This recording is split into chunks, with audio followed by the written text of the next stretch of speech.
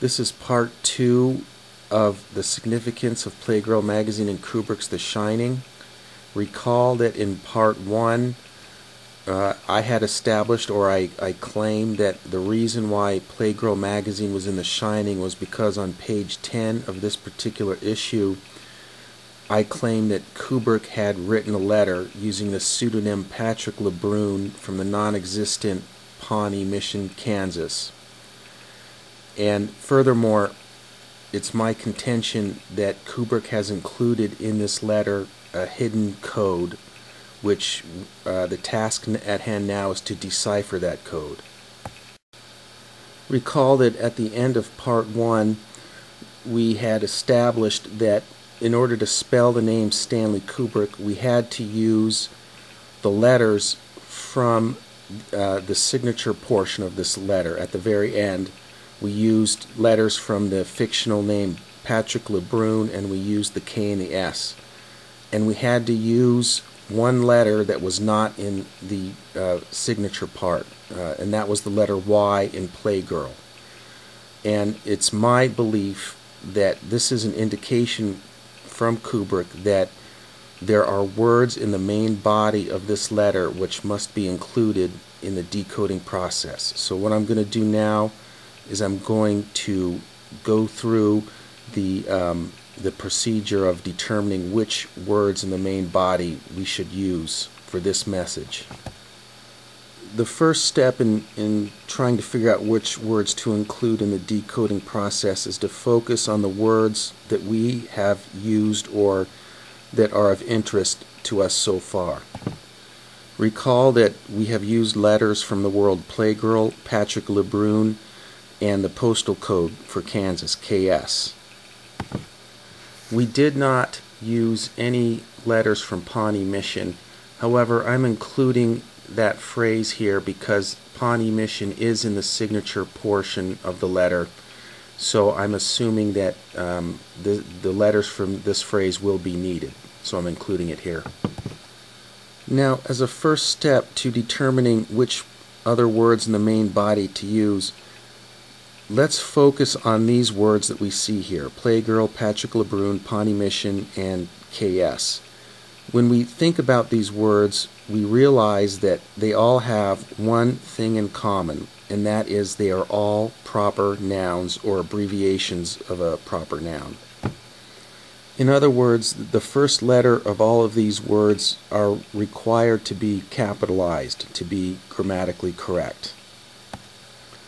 So, based on this commonality, the next step to do is to scan this letter and look for all other proper nouns that we can find. And this is a simple enough exercise. When you do that, you'll see that we have the words Kansas City, Dodge, Maureen Katz, Mr. Muscle, Fritos, and Susan. And I've underlined all of these words here in red, as you can see. So that was, as I said, fairly simple. However, there were a couple issues here that caused me some consternation, and I'll go into that right now. In this slide here, you'll see that I highlighted a couple phrases in green. The first one there, as you can see, is the phrase "more cats," and the second one is the phrase "hi Marine." And I want to go into the second one there first, the "hi Marine" quote. Now, obviously, Maureen is a proper noun. However, the word "hi" is not. But what I think is worth noting is that both of these words are grouped together within quotation marks, as you can see there. So that suggests to me that they go together.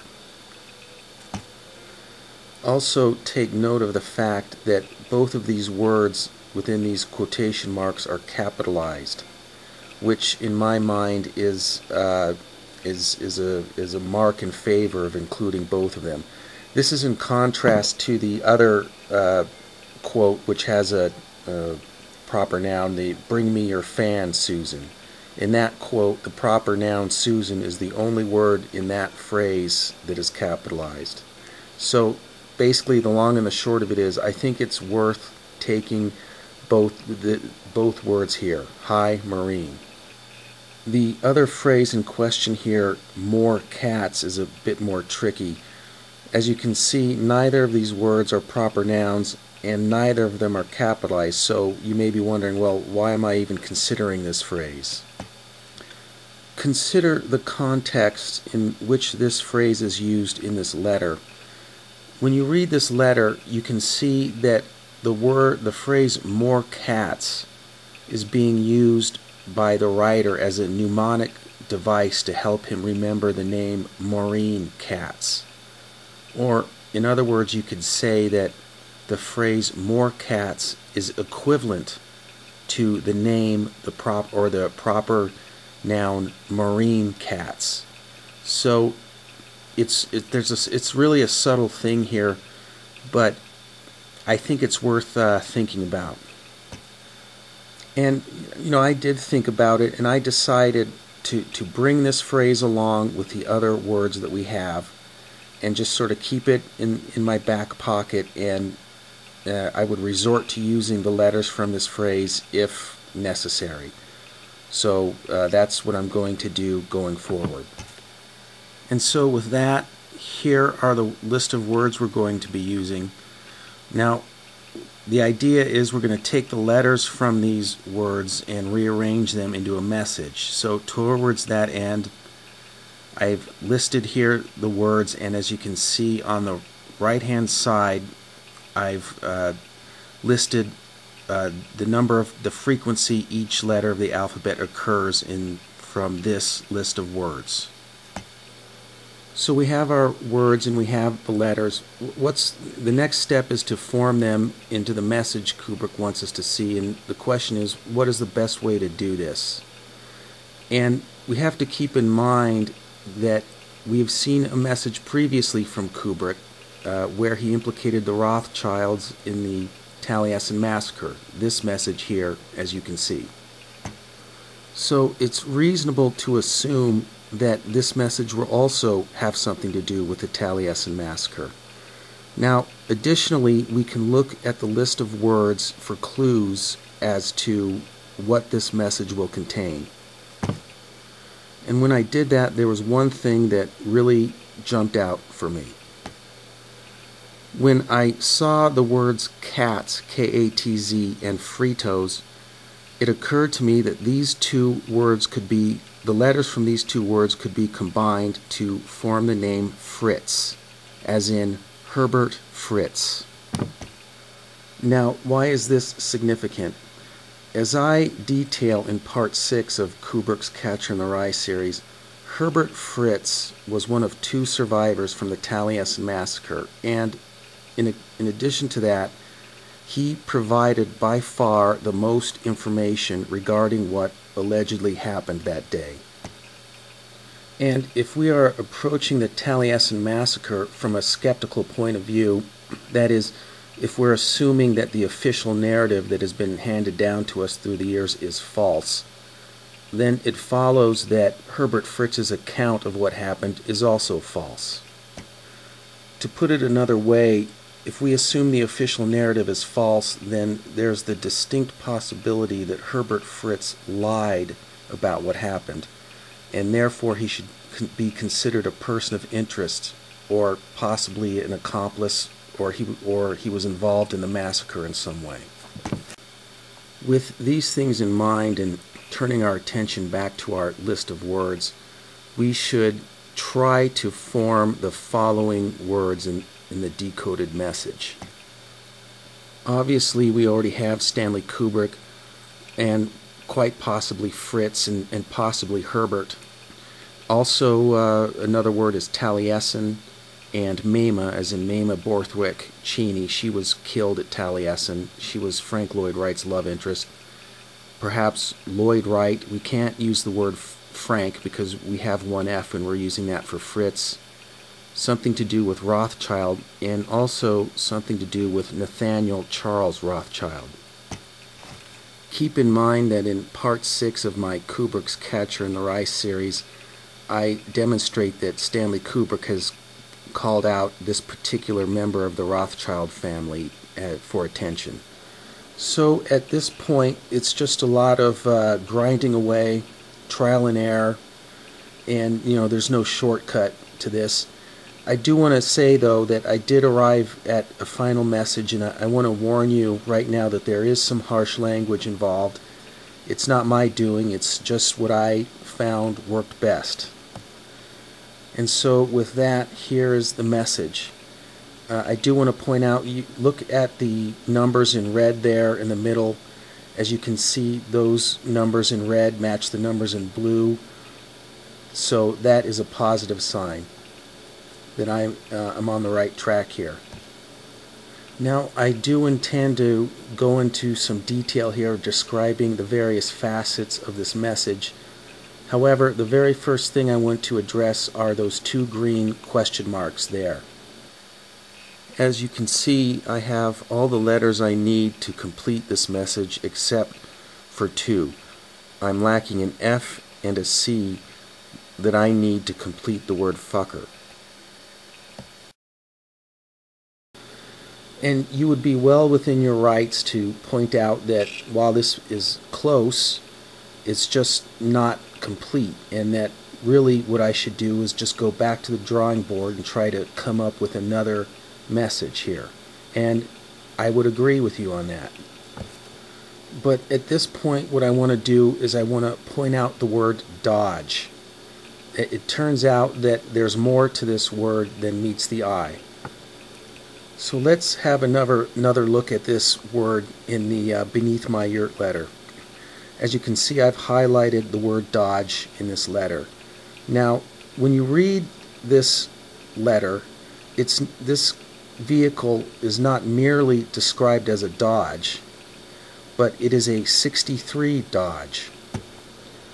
And this is significant because the letter F is the 6th letter of the alphabet, and C is the 3rd letter of the alphabet. So we can incorporate this 63 with the rest of our words with the idea that 6-3 is equivalent to FC, as I've highlighted in green there at the bottom. And when you do that, as you can see here, you now have the necessary letters to finish the message. So this is the final message I claim Kubrick wants us to see here. And so what I want to do now is I want to explain the various facets of this message to make clear what is being said. The first aspect of this message I want to discuss has to do with the initials NCR. I believe that NCR stands for Nathaniel Charles Rothschild, which, if you'll recall from Part 6 of Kubrick's Catcher in the Rye Code, I demonstrate that this particular individual member of the Rothschild family was singled out by Kubrick. Now, as for the word pederast, what I want to do is defer until a later time to discuss this word, and the reason is this. There are other messages in this letter to be decoded, and a couple of them relate to this issue here, and I think it makes sense to wait until all the messages in this letter are decoded so that they can all be compared and contrasted. So just be patient with me, and I'll get to this in a later video. The next facet here I want to discuss has to do with the word or the name Grady, as in Grady Fritz. This really caused some problems for me because I was not associating the name Grady with Fritz. I was looking for the name Herbert. However, it's apparently the case that Herbert Fritz's middle name was Grady. And in retrospect, it makes sense that Grady would be associated with Herbert Fritz, because keep in mind that in the beginning of the movie, Stuart Ullman refers to the murderous caretaker as Charles Grady. And then later on, Jack Torrance has this conversation with Delbert Grady in the men's room. So clearly Kubrick is associating this name with the murderer, the man who murdered his wife and two small girls. Now, I'm sure some of you are thinking that I'm grasping at straws here, or playing fast and loose with data and information. However, I do want to point out, as I've mentioned earlier, there are other messages in this letter, and also in other letters, actually. So what we're going to see is that Grady is associated with Herbert Fritz. So I'll just have to ask you to be patient, and I'll show you what I'm talking about in a later time. So while I'm not absolutely sure that Grady was Herbert Fritz's middle name, I think it's a very solid, educated guess based on information from the movie The Shining and based on this message here, which has just been decoded. And I do also want to point out, I did make an effort to look up Herbert Fritz, but I could find no information on this person. After the Taliesin massacre, it's like he just disappears. So if you want to give it a shot, be my guest. For the next slide, I'm going to be relying on information from the book Plagued by Fire, which went into detail on the Taliesin massacre. However, I want to make clear that I'm not suggesting or implying that the author of this book agrees with me or agrees with my conclusions. I think it's remarkable, though, that what we do know about how Mama and her children were killed dovetails very neatly with this message, and I'm going to go into that right now. So it's apparently the case that the weapon that was used to commit these murders was a shingling hatchet. On one end was a knife edge used for cutting shingles, and the other end was a hammer used for pounding nails. And according to the book Plagued by Fire, Mama and her son John Cheney, were killed with the knife edge end of the hatchet. Or in other words, they were gored to death. But in the case of Martha Cheney, she was apparently killed by the hammer end. Apparently, she was hit in the face with the hammer end, and so in other words, Martha Cheney was mauled to death.